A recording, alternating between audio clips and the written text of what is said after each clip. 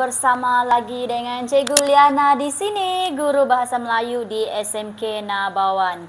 Baik, video kali ini Cikgu ingin kongsikan tentang teknik mudah menjawab rumusan Bahasa Melayu kertas 2 format baru SPM, khusus untuk pelajar tingkatan 4 dan tingkatan 5. Baik, sebelum Cikgu ke paparan seterusnya, Cikgu ingin tekankan di sini bahawa markah rumusan adalah 30.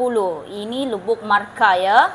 Masa menjawab yang dicadangkan adalah 45 minit. Okey. Panjang rumusan ingat tidak lebih 120 patah perkataan. Rumusan mesti lengkap, ada pendahuluan, ada isi-isi tersurat, semua dalam bahan tua dan penutup. Okey. Sekiranya 2 fokus, dia ada 4 perenggan. Sekiranya 3 fokus, ada 5 perenggan. Jadi, kita akan lihat contoh nanti di paparan seterusnya. Baik, sebelum Cikgu kongsikan cara mudah menjawab rumusan ini, Cikgu sudah beberapa kali menonton perkongsian daripada Cikgu Juilis, iaitu guru cemerlang di negeri Sabah, yang diadakan baru-baru ini, iaitu pada 16 Oktober. Cikgu sediakan link di bawah itu untuk rujukan rakan guru yang menonton video saya dan juga para pelajar di rumah ya. Kamu boleh tonton sendiri dan ada perubahan terbaru tentang penandaan rumusan. Jadi guru-guru perlu tahu cara menyemak kertas rumusan ya dalam kertas 2. Okey, jadi terima kasih Cikgu Juilis. Jika Cikgu Juilis menonton video ini, terima kasih saya ucapkan ya. Okey, jadi sebelum kita lihat contoh soalan, Cikgu ingin paparkan secara ringkas tentang panduan umum rumusan. Cikgu tidak baca supaya video Cikgu tidak terlampau panjang. Anda boleh baca sendiri ya. Okey. Ini sambungan dia. Panduan umum rumusan. Okey. Dan ini adalah panduan pemarkahan soalan rumusan. Isi maksimum 20 markah, bahasa 10 markah. Yang selebihnya anda boleh baca sendiri ya. Okey, ini adalah pembahagian isi diterima oleh pemeriksa ataupun guru. Okey. Nanti kita akan lihat contoh yang cikgu akan sediakan. Okey. Yang ini adalah markah bahasa. Ini boleh baca sendiri ya. Okey, baik. Cikgu ingin tekankan tentang teknik KFC yang telah diperkenalkan oleh Cikgu Juilis, di mana teknik ini sangat sesuai untuk pelajar mengesan fokus dalam bahan rumusan. Okey, mari kita lihat apa itu K. Huruf K sesuai untuk kata kunci kebaikan, sama dengan manfaat, kelebihan. K yang kedua kesan, sama dengan impak atau implikasi. Okey, seterusnya F. F adalah faktor, sebab, punca. Okey, kemudian C adalah cara atau usaha, langkah atau prakarsa. Jadi teknik ini kalau pelajar ingat, maka mudahlah kamu untuk mengesan fokus di dalam bahan rumusan. Okey. Untuk rumusan, dia mengikut tema yang ada dalam DSKP. Anda boleh baca sendiri ya, ada 18 tema. Okey, cikgu tidak baca di sini ya, 18 tema. Baik, sekarang mari kita lihat contoh soalan rumusan. Kemudian bagaimana mencari fokus dan juga isi-isi tersurat. Okey, sebelum itu cikgu akan bacakan arahan. Bahan 1, petikan. Baca petikan dan teliti bahan grafik yang disertakan di bawah. Kemudian buat satu rumusan yang panjangnya tidak melebihi 120 patah perkataan. Anda digalakkan menggunakan ayat Anda sendiri tanpa mengubah maksud asal petikan. Fahami dulu dia punya arahannya. Dalam arahan tidak dinyatakan fokus ataupun kata kunci. Pelajar kena baca bahan satu petikan berkali-kali dan fahami, cari dia punya tema dulu. Baru cari dia punya fokus. Ingat, bahan satu wajib petikan. Dalam petikan ini dalam petikan ada dua fokus. Fokus pertama dan fokus yang kedua. Okey. Jadi mari kita baca perenggan demi perenggan. Mari kita mulakan dengan perenggan pertama. Sukan merupakan segala kegiatan yang memerlukan kemahiran atau ketangkasan serta tenaga yang dilakukan bukan sahaja untuk mengisi masa lapang dan beriadah, malah juga sebagai acara, pertandingan serta hiburan. Contoh aktiviti sukan yang agak popular pada masa ini ialah olahraga, futsal, bola sepak, bola keranjang, tenis, badminton, dan renang. Dalam perenggan pertama ini sudah menggambarkan tema dia, yaitu sukan. Kalau kita rujuk tema di SKP tadi, nomor 12, sukan dan rekreasi. Kita belum kesan lagi fokus di dalam perenggan pertama. Kita lihat pula perenggan yang kedua. Okey, perenggan yang kedua. Inisiatif untuk memupuk minat masyarakat terhadap kegiatan bersukan ini harus bermula dari bangku sekolah lagi, khususnya dari peringkat remaja. Ibu bapa memainkan peranan penting dalam usaha membentuk peribadi anak yang bersukan sejak di peringkat awal lagi.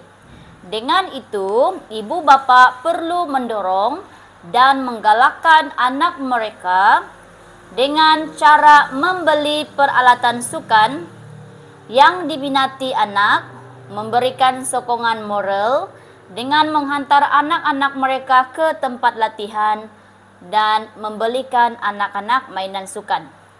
Okey, jadi sukan ini kita lihat sasarannya siapa? Dari peringkat remaja. Okey. Jadi kita sudah tahu bahawa sukan ini dia punya sasaran siapa adalah remaja. Okey, dalam perenggan yang kedua ini kita belum jumpa lagi dia punya fokus ya. Okey, kita lihat pula perenggan yang ketiga. Banyak manfaat yang diperoleh remaja sekiranya mereka aktif bersukan. Di situ ada clue. Di situ ada teknik KFC. Okey, yang tulisan merah tu manfaat sama dengan huruf K, kelebihan kebaikan. Okey, atau faedah. Sambung, aktiviti bersukan. Nampak? Kita sudah nampak manfaat atau kelebihan aktiviti bersukan. Okey. Dapat mendisiplinkan diri seseorang. Itu sudah isi pertama. Jadi isi yang pertama, fokus satu ini sudah menjelaskan tentang kebaikan, kelebihan, manfaat atau faedah bersukan dalam kalangan remaja. Kita guna teknik KFC. Sambung. Hal ini dikatakan demikian kerana ini adalah huraian ya. Individu yang ingin berjaya dalam bidang sukan mesti mempunyai disiplin yang tinggi dan dapat mengawal diri untuk mematuhi peraturan yang ditetapkan. Okey, tiada isi di situ huraian. Sukan juga penting bagi melahirkan remaja yang sehat, sama ada dari segi fizikal ataupun mental. Sudah faedah yang kedua, manfaat yang kedua. Dengan kegiatan bersukan, remaja boleh membina tubuh badan yang sehat, cergas dan menarik. Itu isi yang ketiga berdasarkan skema jawaban. Baik, dalam perenggan yang ketiga sudah kita ada 3 isi. Kita lihat pula perenggan yang keempat. Kegiatan bersukan bukan sahaja baik untuk kesihatan, malah sesuai dijadikan hobi dan boleh dilakukan dengan kawan atau keluarga pada setiap pagi, petang atau hujung minggu. Baik, dalam ayat ini ada isi yang cikgu sudah hitamkan dan gariskan.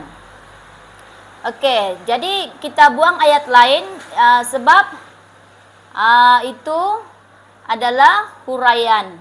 Nanti kalau kita ambil semua terlampau panjang pula kan. Okey. Jadi sudah 4 isi. Okey. Sambung dengan mengisi masa lapang, kegiatan sukan dapat meningkatkan tahap kesihatan diri, malah mengelakkan diri daripada membuang masa dengan perkara yang tidak berfaedah. Ini adalah huraian daripada isi yang keempat. Okey, sambung. Selain itu, remaja juga dapat menghindari masalah sosial. Ini isi nombor 5. Okey, huraian dia yang kian meruncing belakangan ini. Itu tak perlu ambil untuk elak ayat panjang. Okey, sambung. Bukan itu sahaja, kegiatan bersukan juga penting untuk menyamai semangat permuafakatan dan kesukanan dalam kalangan remaja yang berbeza latar belakang. Cikgu ambil menyemai sampai remaja supaya pendek ya. Okey, sudah 6 isi. Okey. Jadi perenggan keempat ni ada 3 isi. Okey, seterusnya kita lihat pula perenggan yang kelima. Masih lagi fokus 1 ya. Dewasa ini kita dapat menyaksikan banyak orang yang telah menceburi bidang sukan pilihan mereka untuk dijadikan platform membina kerjaya. Itu tiada isi di situ. Sukan sekadar riadah semata-mata kerana sukan juga merupakan bidang yang mampu menjana pulangan yang lumayan. Ini adalah isi nombor 7. Okey. Sambung. Hal ini dapat dicapai seandainya sukan diceburi secara serius. Itu huraiannya. Sebenarnya sukan merupakan saluran paling berkesan bagi menyatupadukan rakyat berbagai-bagai kaum di negara ini.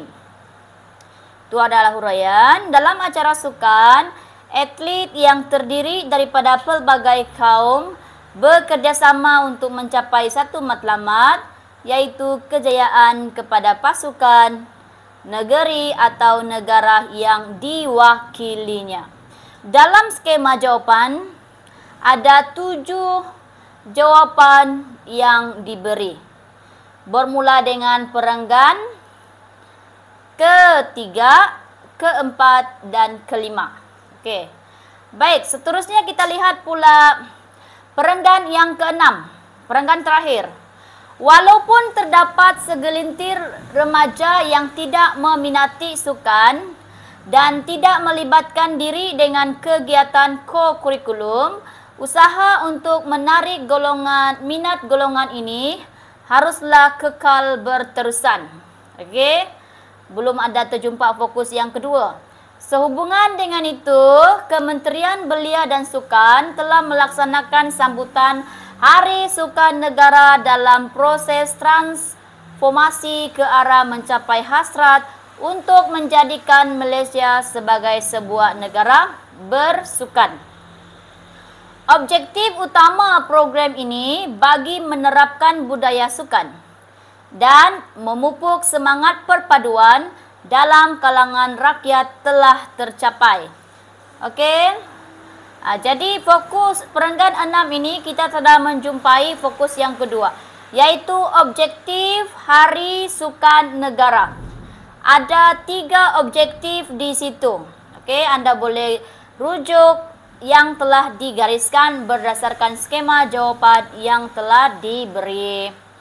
Baik, kita sudah lihat bahan satu petikan, seterusnya kita lihat pula bahan yang kedua, grafik. Oke, bahan kedua grafik ini sama dengan fokus yang kedua, yaitu objektif hari sukan negara. Soalan kali ini agak pelik. Biasanya fokus satu sama dengan bahan kedua grafik, tapi soalan ini fokus 2 dia sama dengan bahan kedua grafik, yaitu objektif sukan negara. Okey, jadi isinya sudah ada di situ. Berapa isi? Ada 5 isi. Okey, nanti cikgu jelaskan apakah maksud C1, C2 sampai C5 tu. Okey, jadi fokus yang kedua ini yaitu objektif mengadakan Hari Sukan Negara. Okey, Hari Sukan Negara. Jadi ada 5 isi. Baik, sekarang cikgu akan paparkan pula rangka rumusan.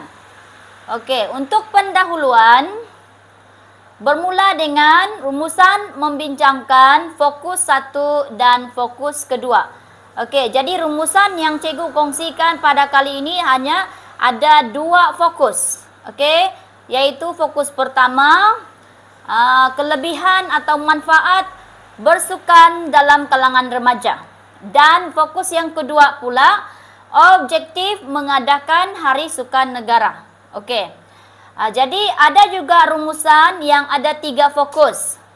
Nanti cikgu akan sediakan video seterusnya yang menjelaskan tentang rumusan yang ada 3 fokus. Baik, apabila kita menulis rumusan pendahuluan, mulakan ayat dengan rumusan membincangkan kelebihan bersukan dalam kalangan remaja dan objektif mengadakan Hari Sukan Negara. 1 ayat saja, tak perlu panjang. Okey, kemudian bahan satu petikan ada 2 fokus. Fokus pertama tadi, kelebihan bersukan dalam kalangan remaja. Ada 7 isi. Okey. Kenapa cikgu tulis E1? E1 maksudnya fokus pertama. Okey, kemudian kita lihat pula fokus yang kedua, objektif mengadakan Hari Sukan Negara. Dia punya isi ada dalam petikan. Cikgu tulis B1 sampai B3. Okey. Kemudian bahan 2 pula grafik, fokus yang kedua. Objektif mengadakan Hari Sukan Negara juga, yaitu C1 sampai C5. Sebab ada 5 isi tersurat berdasarkan bahan grafik tadi. Okey, jadi itulah maksud E1 sampai E7, yaitu fokus 1. B1 sampai B3 ini adalah fokus yang kedua dalam bahan satu petikan. Manakala C1 sampai C5 ini pula adalah bahan 2 daripada grafik. Okey, ini adalah yang terbaru yang dikongsikan oleh Cikgu Juilis kepada guru-guru Bahasa Melayu SPM semasa nanti menanda soalan 9 bahagian C rumusan. Kita akan lihat nanti contohnya. Kemudian kesimpulan. Untuk kesimpulan ini paling senang saranan. Saranan itu siapa? Dalam petikan tadi siapa individu atau pihak yang disebut, yaitu remaja, betul? Masyarakat. Okey. Jadi dalam petikan itu siapa yang tengok tema dia paling sesuai, kita letak siapa saranan dia. Kalau remaja, kalau masyarakat. Kemudian cadangan. Cadangan ni mesti buat apa? Dia mesti lakukan apa? Melakukan sesuatu. Tindakan lah. Kemudian harapan. Apa kesan positif dia hasil daripada tindakan yang diberikan. Okey, kesimpulan 1 ayat. Sama juga dengan pendahuluan. Jadi apabila menulis kesimpulannya siapa saranan? Remaja. Apa cadangan? Digalakkan menyertai semua jenis sukan yang diminati. Apa harapan atau kesan? Agar dapat melahirkan remaja yang sehat, cerdas, dan berdaya saing. Senang atau susah? Sangat senang sahaja. Oke, kalau selalu latihan, kalau kamu sudah terbiasa, kamu akan dapat menulis rumusan dengan mudah dan senang. Baik, kita lihat pula bilangan isi. Oke. Bilangan isi ya. Oke, untuk fokus 1 tadi kelebihan ada 7 isi. Fokus yang kedua tadi objektif ada 3 isi. Bahan kedua fokus 2 objektif ada 5 isi. Ini menjadikan jumlah isi ada 15. Jadi para pelajar, kamu hanya perlu masukkan 8 isi di dalam rumusan. Jadi ini pembahagiannya, oke? 3, 4, 1 jadi 8 atau 3, 3, 2, 8, 3, 2, 3. Oke, itu pilihan yang pertama. Kemudian pilihan yang kedua, kalau kamu mau 2, 5, 1, 8, 2, 4, 2, 8. Pilihan yang ketiga 2, 5, 2, 8, 2, 4, 3, 8. Janji kamu kena ambil semua isi di dalam bahan 1, fokus 1, fokus 2, dan bahan 2, fokus 2.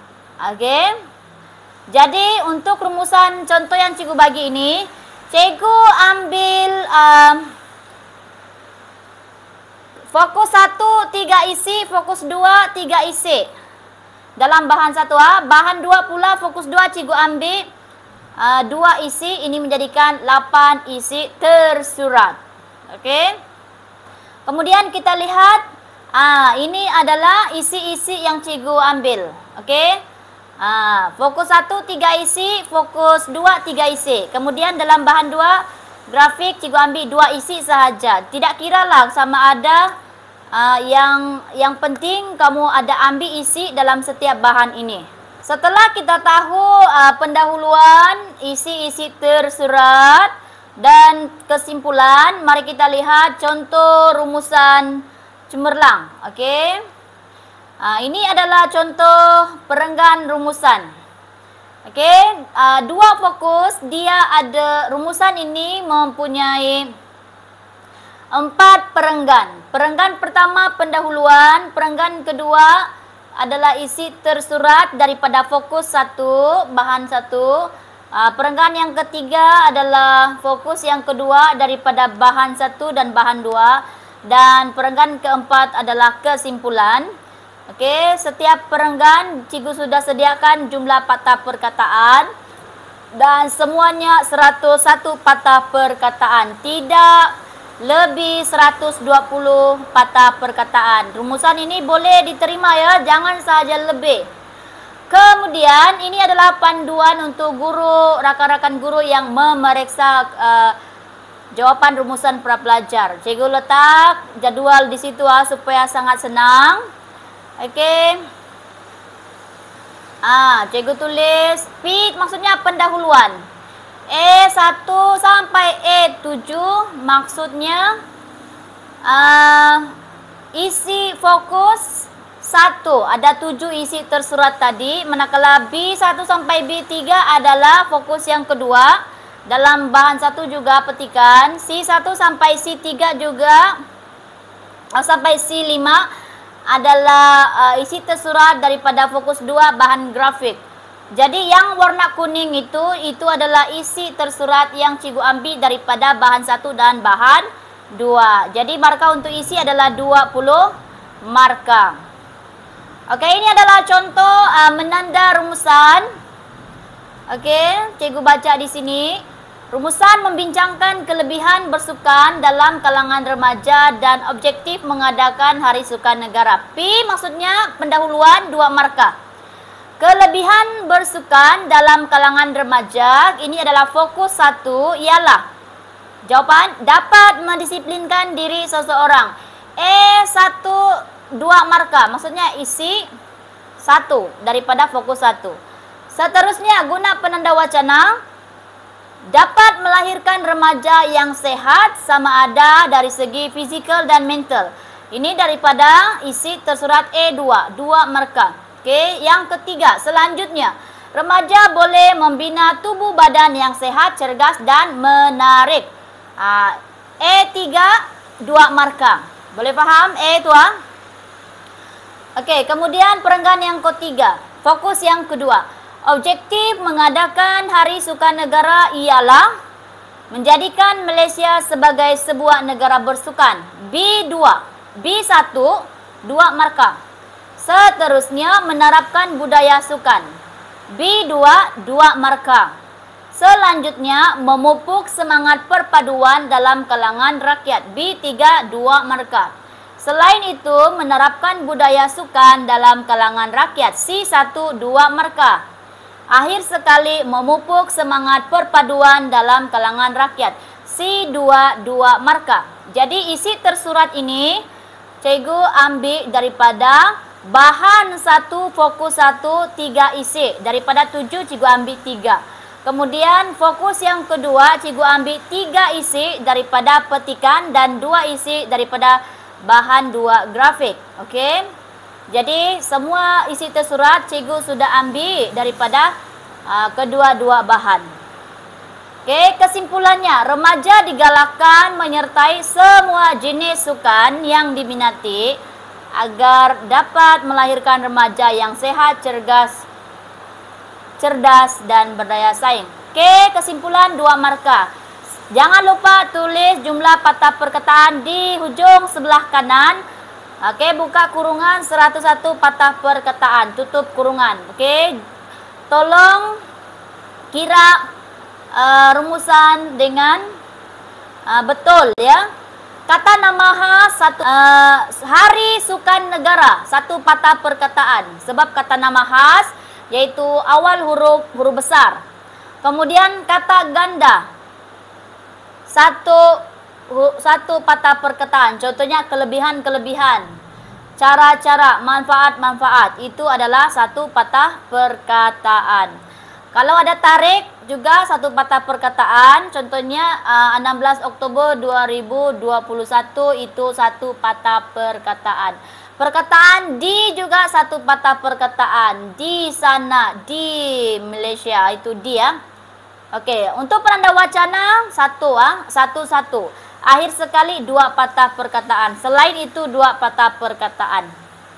Baik. Jadi ini adalah cara pemarkahan yang kedua. Kalau tidak mau yang panjang tadi, kita boleh ambil jawapan daripada jawapan murid. Contohnya ni P pendahuluan 2 markah. Okey. E1 2 markah, E2 2 markah, E3 2 markah. Kemudian B1 2 markah, B2 2 markah, B3 2 markah. Okey, isi tersurat seterusnya C1 2 markah, C2 2 markah. Jadi penggunaan ABC itu memudahkan guru pemeriksa supaya dia tahu bahwa murid telah mengambil isi-isi tersurat daripada semua bahan yang telah diberi. Okey, dengan 8 isi tersurat sahaja. Daripada 15 isi, ambil 8 sahaja. Jangan tamak sebab rumusan kena jaga. Kalau lebih, yang lebih itu tidak dikira. Jadi pastikan para pelajar tulis rumusan, jangan ikut sedap hati. Perlu disiplinkan diri. Kalau arahan 120 patah perkataan, maka maka tulislah rumusan sampai 100, tidak lebih 120 patah perkataan ya. Jadi jumlah isi 20, bahasa 10, keseluruhannya 30 markah. Memang jarang ada pelajar yang dapat 30, tapi tidak mustahil. Jika pelajar itu sudah menguasai teknik menulis rumusan, dia sudah tahu tema, cara mencari isi fokus 1, fokus 2, fokus 3 daripada bahan yang telah diberi, dia dapat 30 markah. Okey, ini adalah tip menyemak rumusan seperti mana yang cikgu katakan tadi. Okey, cikgu tidak perlu baca, Anda boleh baca sendiri cara mengira patah perkataan yang dianggap 1. Okey. Seterusnya, ini adalah contoh rumusan cemerlang. Oke. Di sebelah kiri cikgu adalah rumusan cemerlang. Jadi ini sesuai untuk rakan guru yang ingin menanda rumusan. Oke. Rumusan ini disediakan oleh cikgu sendiri. Oke, atau kalau pelajar itu masih lagi kurang paham, kurang latihan, dia akan jadi seperti di sebelah ini.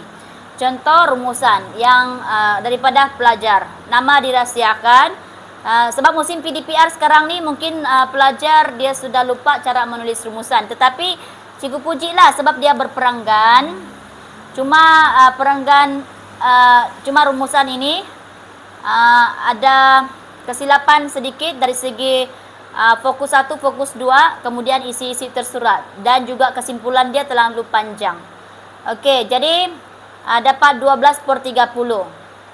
Jadi saya yakin dan percaya bahwa jika pelajar selalu buat latihan, maka akan dapatlah skor markah seperti di sebelah kiri ini ya.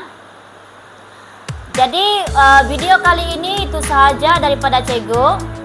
Terima kasih diucapkan kepada pelajar dan rakan-rakan guru yang menonton video kali ini.